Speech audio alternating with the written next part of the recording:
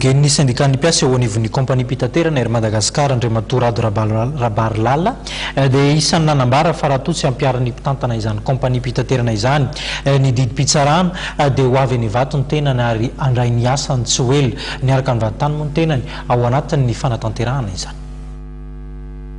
Izy moa zany efa nisy fionana teo amin'ny olona omaly asesorana ny filohan'ny antemirandolona nandray anay na fantatry izy io raha mifeverako azy raha mifahatsova azy dia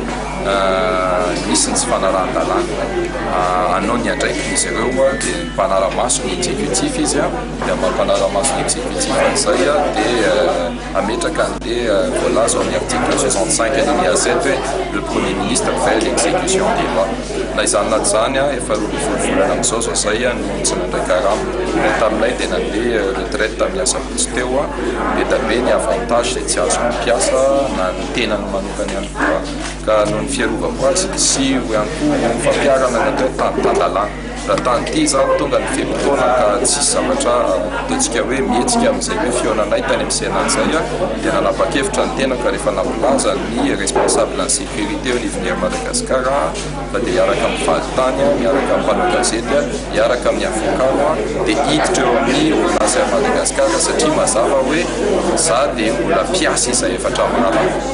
dikan'izay tsy nitsahatra tsy ho mpiasa izahay ary dia ho ampiarinay ny didy pitsarana ho fampiarana ny tany tan-dalàna